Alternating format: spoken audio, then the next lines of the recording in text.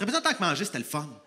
C'était le fun avant. C'était excitant qu'on avait faim. Tu dis, Colin, j'ai faim, t'as-tu faim? Oh, on a faim en même temps. Ça, c'est stressant, c'est angoissant. Tu sais plus ce qui est bon, ce qui est mauvais. Tout le monde a une théorie différente. T'as mange du riz, c'est bon pour le dos.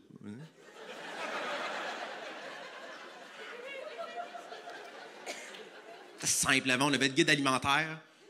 Quand on s'est débarrassé de ça, le guide alimentaire, ça marchait à merveille. Tout ce que tu devais savoir sur la nutrition rentrait dans un pamphlet. Il n'y avait pas de nutritionniste. Quand j'étais jeune, si tu avais le pamphlet, tu étais nutritionniste. Tout était là. Tout était là. C'était simple, c'était vague, c'était botché. Ouais, c'était vite fait, le guide alimentaire. C'est entre 3 et 9 portions, t'as du jeu, en esti. Pas en même journée. Là. C'était simple. C'est compliqué avec les années de nouvelles affaires à chaque semaine qu'il fallait faire attention. Les calories, les glucides, les gras trans. À un moment donné, manger, c'était peu assez. Ça prenait des suppléments. Des oméga 3. Ça, pour ceux qui ne se rappellent pas des oméga 3. Ça, c'était des gélules grosses comme des pamplemousses. Fallait que tu en prennes 16 aux 10 minutes. Puis là, tu passais la journée à faire des rottes de poisson.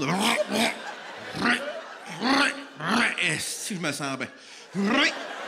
Ça, c'est mon corps qui me remercie. Ça.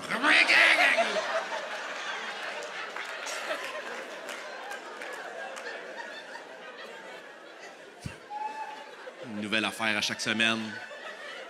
Là, en ce moment, c'est le gluten. Hein? Tout le monde parle de ça, le gluten. C'est la grosse affaire, le gluten. Tout le monde coupe le gluten.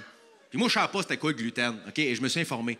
Et le gluten, pour ceux qui ne le savent pas, c'est une protéine qu'on retrouve dans les céréales. C'est ce qui donne son élasticité aux produits de la boulangerie. Tu sais, quand tu écrases un muffin, puis qui revient un petit peu, là. Tu sais de quoi je parle, dans le mou en bas, là?